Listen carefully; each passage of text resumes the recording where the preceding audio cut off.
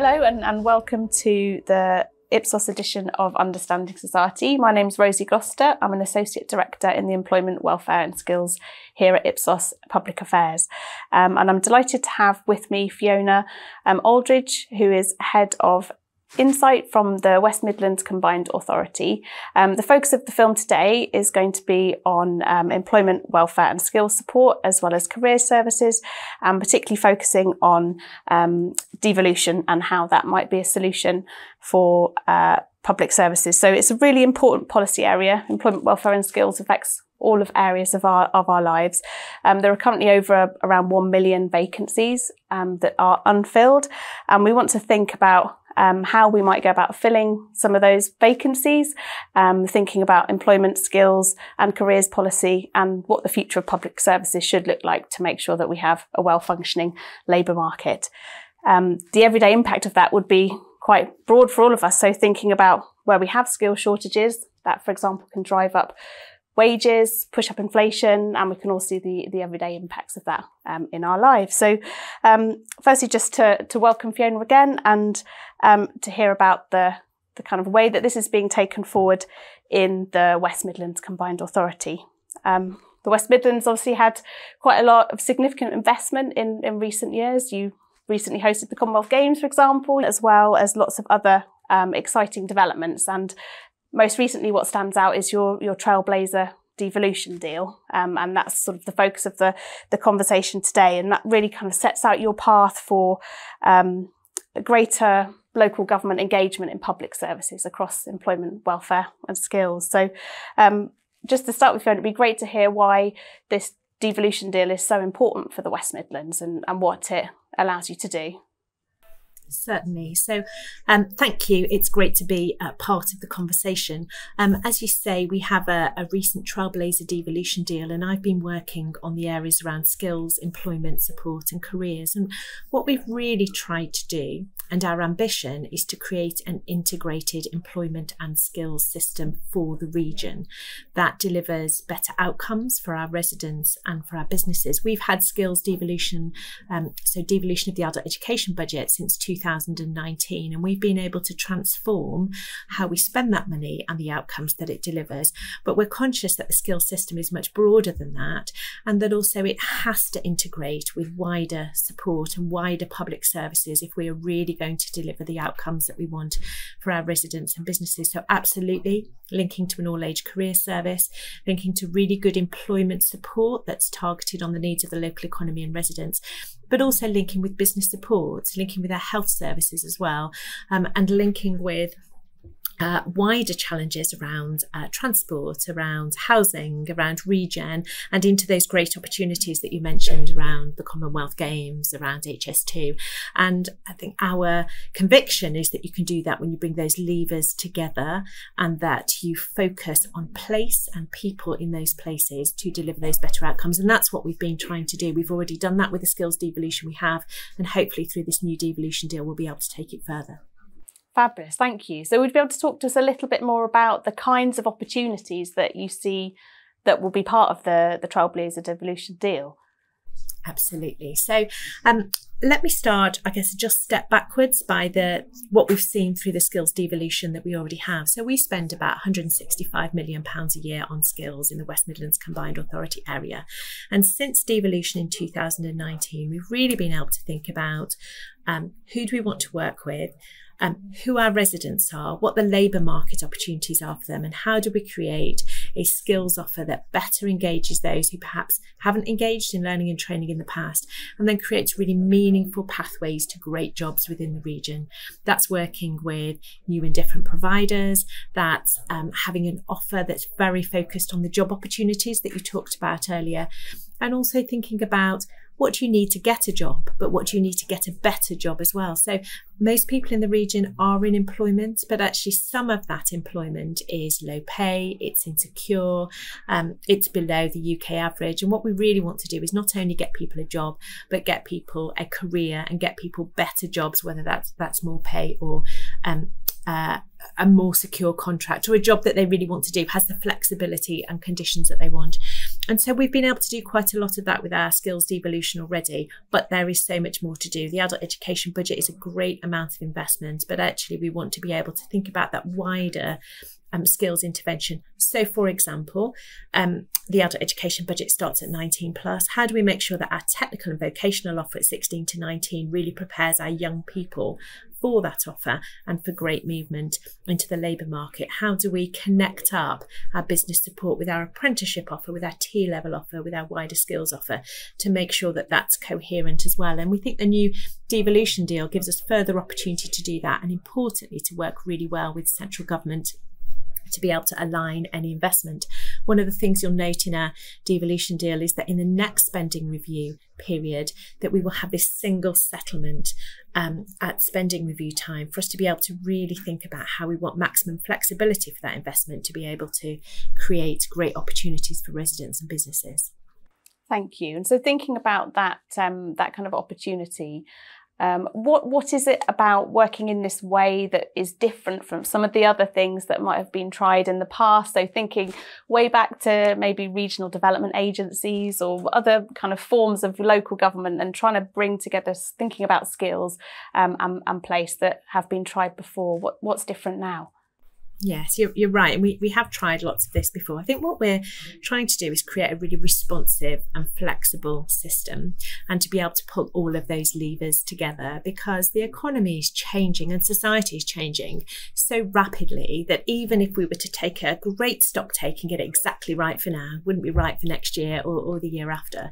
And so we need to be able to connect well with the opportunities in the region and then tailor our skills support for those opportunities. So a couple of examples: we are working with key employers who are already in the region or looking to move into the region to think about what is the skills offer that we need to have to ensure that they have the right labour force. We're investing heavily in digital skills to make sure that as the economy changes, then people have the skills to keep up to date and even to progress. We're thinking really heavily about net zero, and that's a real challenge as well as an opportunity for this region. We have around 2 in 5 workers currently working in high carbon emitting industries.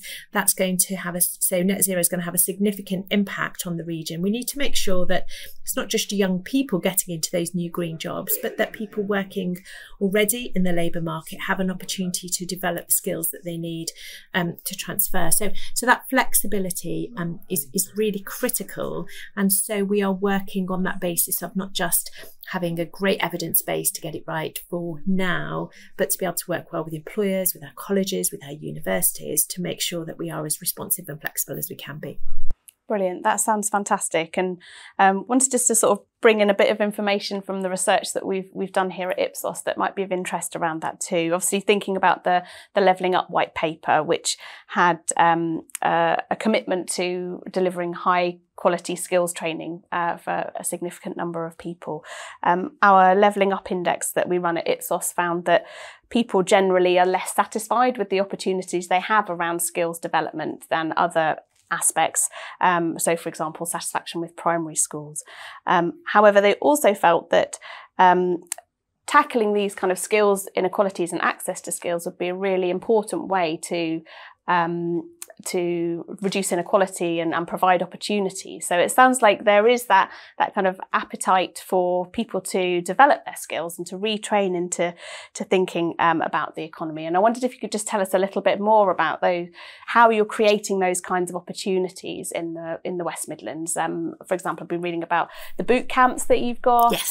And also some of the other kind of free courses that directly link through to work and provide those kind of routes to employment and upskilling for people. Yeah, so our skills funding is for people aged 19 plus. So these people left full-time education. And so if they are engaging in skills training, it can be for all sorts of reasons, but lots of people in this region, it's about getting a job, it's about getting a better job. And therefore, absolutely our training must enable people to do that. So we've been working really closely with employers to say, what do you need to be able to get into this sector or this career? And then what do you need to progress? And starting at that end means that our training is really high quality and fit for purpose. And it gives confidence to our residents that if they go on this training course, they're not just coming away with a qualification, they're coming away with more earnings or a better chance of getting a job or the sorts of skills, capabilities, experience they need to be able to do that. So we've got some great examples of provision, and we're really working with our providers to focus on outcomes, to say absolutely qualifications are important because they enable people to move around the economy and it credits their skills. But actually employers are often looking for so much more.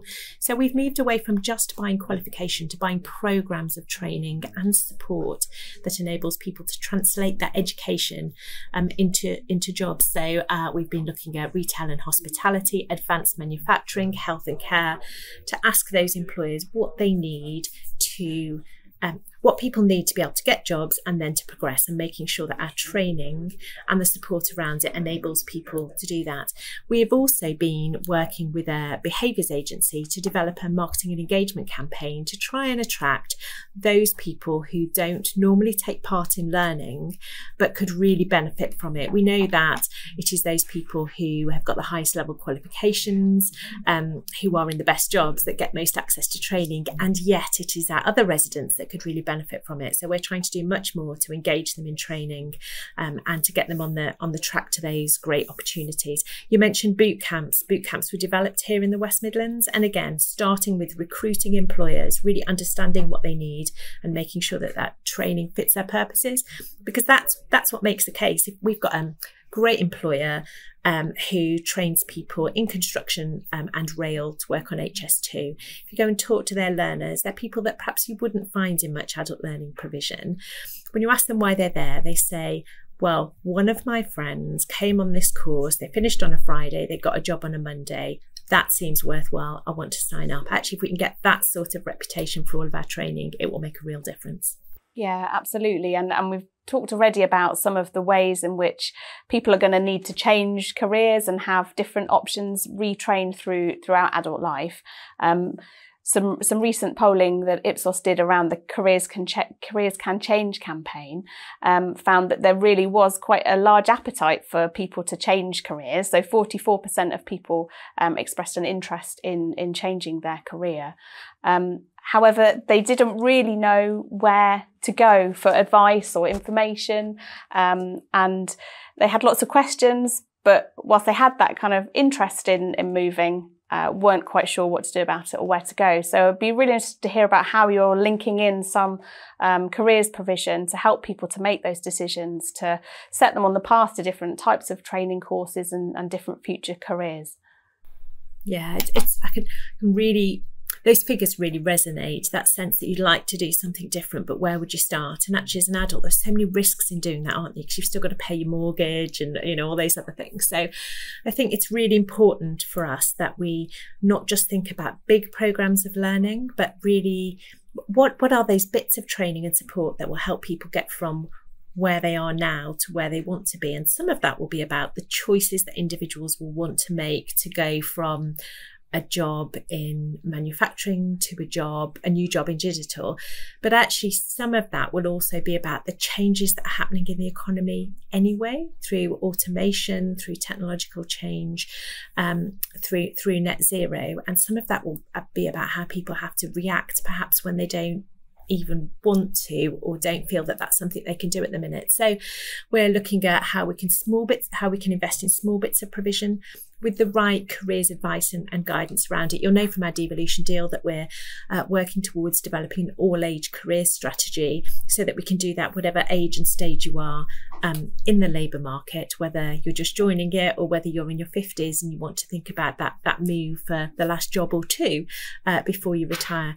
Some of that's about having really accessible and clear career services, but some of it's also about how we make sure the wraparound in any learning that you do helps you to think about the jobs that are available, and how jobs are changing. So many jobs now are so different from what we imagine, and we're working really closely with employers in some of those new sectors to be able to reach out to young people and to adults to give people an idea of what those jobs might be like that you perhaps never imagined. That's a real challenge as the economy changes. Thank you. It's really interesting to hear about all the ways that which you're creating flexibility and opening doors for people, but through your devolution deal. You've also got responsibilities around employment support programmes and the design of those in future. Would you be able to tell us just a little bit about why that feels important and what kind of changes might result for people that are part of those programmes? Yeah, certainly. So at the moment, we already work really closely with DWP and job centres on the ground. And that's really, really important, because if we're going to help people get jobs, then skills is part of it, but it is only part of it. And so we want to make sure that as people walk into job centres, that they get referred to the right opportunities and that our training best supports them to help good jobs. But so much of employment support provision is nationally commissioned, and we find that it doesn't always work well for some groups of people, for some parts of the labour market, and for some parts of our economy. And we want to make sure that that we really connect things well together, but we respond to the challenges that we have. So at the minute, vacancies are falling nationally. Actually, they're rising in the West Midlands. We have particular challenges about being in work, but in low pay. We have a growing mental health challenge. And what we want to do is make sure that all the offers we have can be integrated, but really tailored to the opportunities and the difficulties that we have. So thinking about our young people, for example, Wolverhampton, one of our 7 local authorities, has the highest youth unemployment in the country. That's absolutely not acceptable, and we need to be able to put all the levers together, both in creating jobs, creating good youth employment support, and creating good training, creating good mental health support for those young people, to make sure that we bring those figures down significantly. And our new devolution deal hopefully will give us an opportunity to shape the money that is already being spent in the region to make sure that it's better focused on the challenges that we have. Thank you. So I think just if we could cast your mind to the future and think about what you might have hoped to achieve through the devolution deal in sort of 5 or 10 years' time, how might the public services in the West Midlands have been kind of refashioned or look for people who live there? I mean, that's a really exciting vision to have, and I think one of the challenges for public services is to get your eyes off some of the details sometimes, put a sense of that kind of big vision, and then think about, you know, how do we get there and what is needed, particularly in what will be a very tight public finance context. And one of the ways in which we think devolution can help is that ability to flex and bring lots of levers together, to be responsive, to react quickly. So we want high quality public services that feel very focused on our residents and our places. Not lots of short, sharp, start and finish interventions, but a really high quality, recognised, credible offer that's sustainably funded, but does flex to the needs that we have. If we just look back at the labour market over the last couple of years, there have been all sorts of changes. In COVID, we expected there to be mass unemployment, and there wasn't, but now we have a real challenge around inactivity due to ill health. Long-term contracts, which provide stability in one sense, don't give you the ability to flex to the need that we have at the minute, and that's one of the things that we're really hoping to do. We want to see far more people involved in training and learning, just as something we all do because the world is changing. That training to be really high quality, to have really great outcomes, and to be, for people in this region, to be in good, well-paid, secure employment that really helps the region prosper. Thank you. Yeah, you've really clearly outlined all the benefits of devolution there. So thinking about drawing on what employers want, matching the skills of the people that live in the area, your sense of geography and space, and the flexibility, and bringing the best of that, all that local knowledge to make the best of national public investment. Just a final question. I'm wondering if there are any places where you think this kind of model would be less suited to Is it something that we can pick up and use across the rest of the country, or are there limitations or other challenges to consider in that? Well, I think there's some real challenges around capacity and capability in different places. Those areas of the country which are further ahead in their devolution journey have had to really invest in building a collaborative system of understanding how to bring those levers together. And I think, although we're all in different places, I think it's a journey we can go on, but we must learn from those places which are further ahead. No doubt the challenges are different in kind of conurbations where you've got a kind of critical mass and some big organisations, but certainly the concept of thinking about place, about people and about businesses in those places is really important, although it will look different in different parts of the country. But I'm sure we can all follow that trajectory, but we'll have to learn how to do it in different areas. I think there's a real challenge around rurality, around coastal areas that will be different from what we have here in the West Midlands, that you'd see in London and Greater Manchester too. But working out what devolution looks like for those areas has so much potential as well. I think the journey will just look a little bit different. Thank you, Fiona, and thank you very much for sharing your reflections today. And it's been really lovely to hear about the progress that you've made in the West Midlands. I'll be excited to watch it as it moves forward over the next few years. And yeah, thank you very much.